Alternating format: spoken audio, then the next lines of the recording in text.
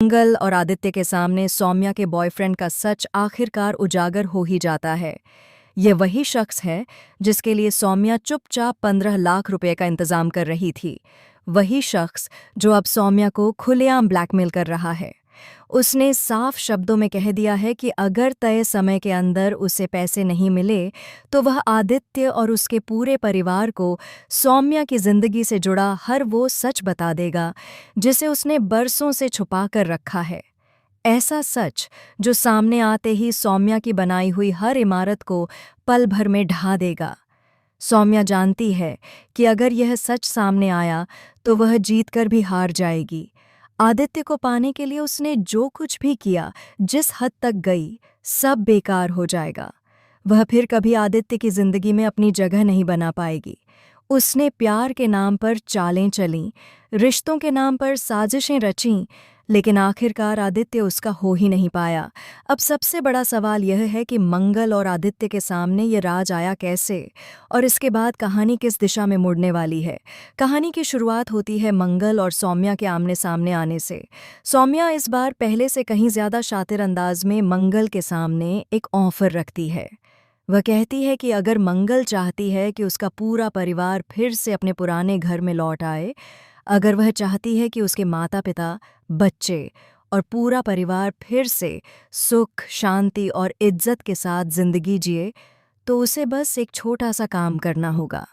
उसे इस एग्रीमेंट पर साइन करना होगा। मंगल एग्रीमेंट अपने हाथ में लेती है। जैसे जैसे वह उसे पढ़ती जाती है, उसका चेहरा सख्त होता जाता है। एग्रीमेंट में साफ लिखा होता है कि मंगल अपने परिवार से कभी नहीं मिलेगी, कभी उनके सामने नहीं आएगी और हमेशा के लिए उनसे दूर हो जाएगी। बदले में उसका परिवार सब कुछ वापस पा लेगा। मंगल के पैरों तले जमीन खिसक जाती है। अगले ही पल वह एग्रीमेंट को फाड़कर सौम्या के चेहरे पर फेंक देती है। मंगल गुस्से और दर्द से भरी आवाज में कहती है कि क्या सौम्या ने सच में उसे इतना कमजोर समझ लिया है? क्या उसे लगा कि वह अपने ही परिवार से अलग होकर खुश रह पाएगी? मंगल साफ कह देती है कि वह अपने परिवार की खुशी के लिए सब कुछ सह सकती है, लेकिन उन्हें छोड़ नहीं सकती। मंगल सौम्या को बिच्छू और मेंढक की कहानी याद दिलाती है।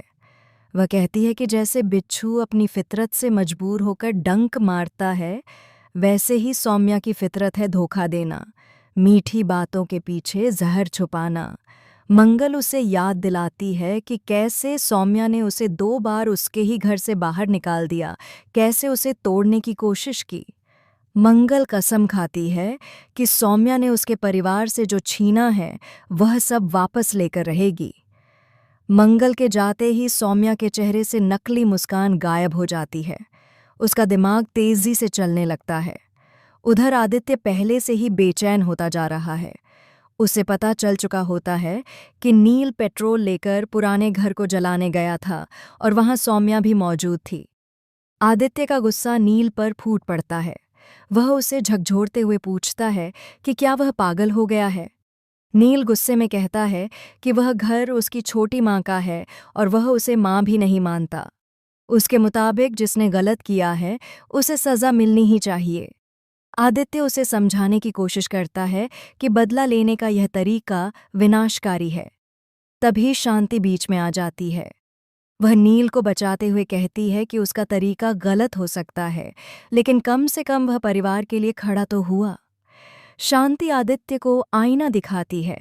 वह उसे याद दिलाती है कि कैसे उसने हर बार भोली, सच्ची मंगल की जगह चालाक और स्वार्थी सौम्या को चुना।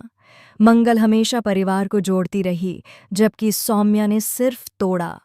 आज सौम्या का असली चेहरा सबके सामने आ चुका है। धीरे धीरे आदित्य को एहसास होने लगता है कि सच में मंगल ही इस परिवार की ढाल रही है। उसी की वजह से उसके पिता वापस आए, उसी की वजह से परिवार फिर से एकजुट हुआ।